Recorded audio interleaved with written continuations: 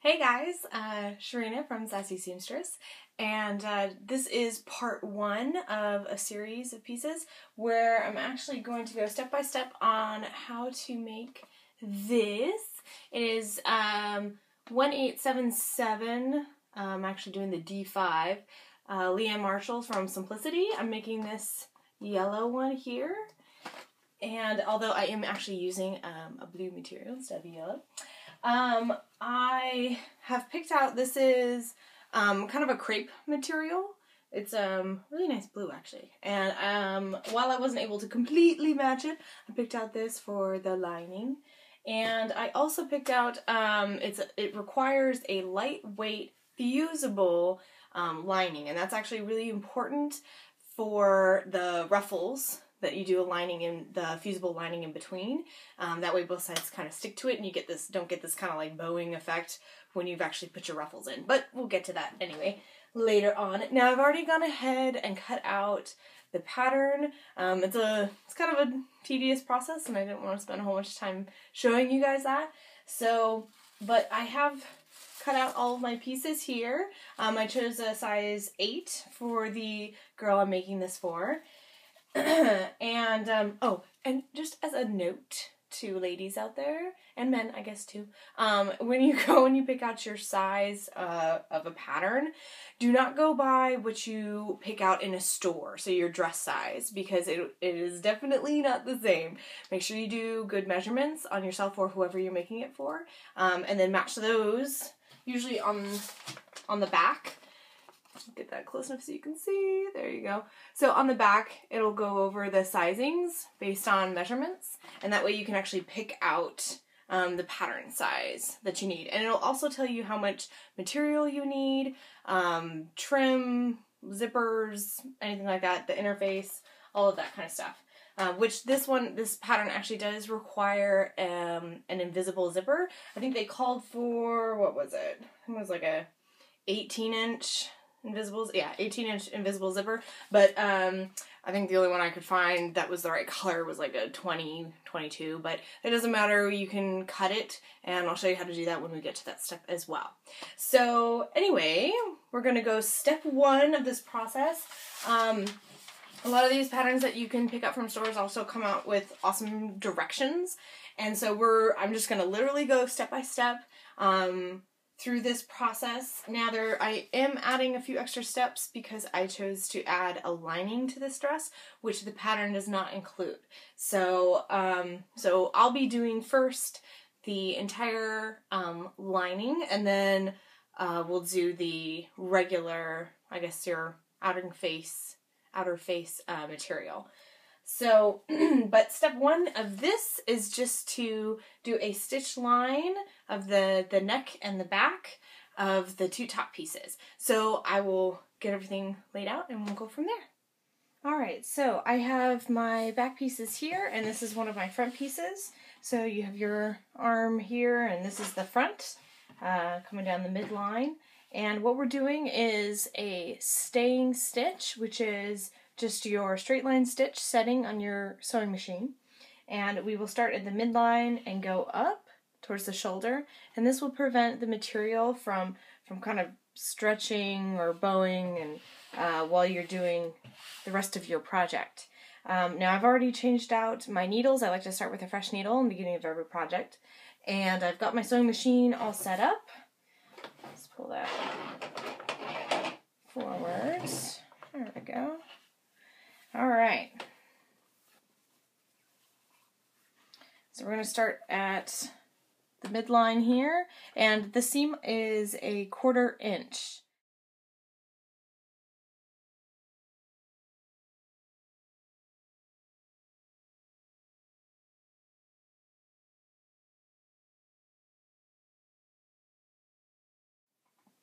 Alright, so step 2 is actually darting the front and the back panels. So these are my two front panels. This one I've actually already done. I've already darted it. This is the pattern, and as you can see right here, there we go. Those are my two darts that I'm going to make at the bottom. So what I usually do is I'll cut a small slit right in the center of where the darts will start. I don't cut them out, but I do a small slit. And then I'll take a pin and just pin the two tops of where the darts will end. And then darting is actually pretty simple. You just kind of grab your material, kind of bunch it up a little bit. And I get a feel for how big my darts are and just kind of grab them like that. And pin. And make a straight line towards that one pin I've put at the top. There we go. So I kind of got my first one done here. And then I'll do my second one, same way.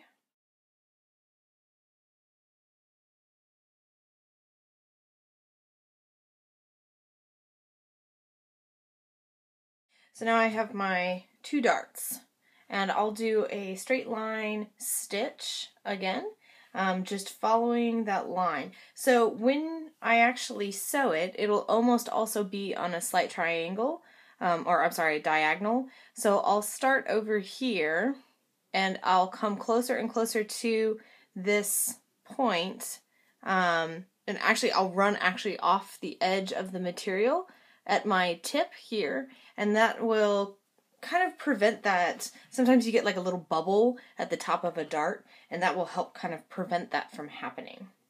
Okay, so I have my dart lined up here, and I'm just going to sew a straight line at that diagonal. I've actually got my material kind of at a diagonal, so it'll run off the corner here at this point.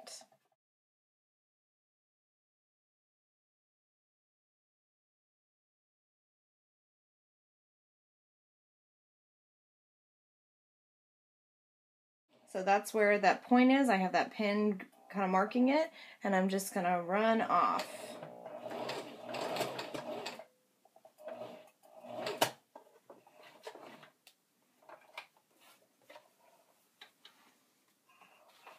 So I'll leave my my strings long, and I will actually tie a knot at the end instead of doing that back stitch, and that will also help prevent the bubble formation at the end. So let me kind of fold it out. So you've got your first dart sewn like this, and we'll do the second one here, and then I'll actually iron this, and it'll actually be ironed flat towards the center of your piece. So hold on a second, let me back this up.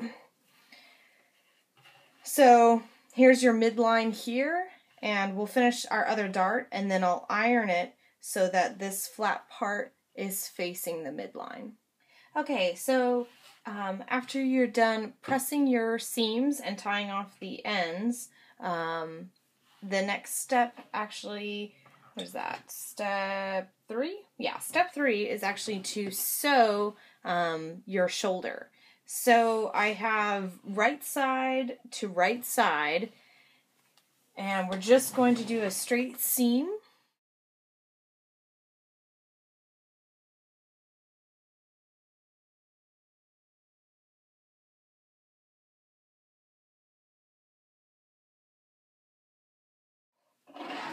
So now we're actually going to be skipping step 4, 5, and 6 because they involve sewing the neck binding and then sewing it along the edge also of the neck. And we're holding off on doing that because I've added the step of doing the lining. So we'll actually come back to that step later on. It'll probably be actually one of the later things that we do. So we're going to actually just skip ahead to step number 7, which will be sewing. Let's see if I can get these lined up. There we go. Alright, so this is the front, and we're going to be sewing this midline together. So now with the midline sewn, our next step is actually to do the armholes on each side.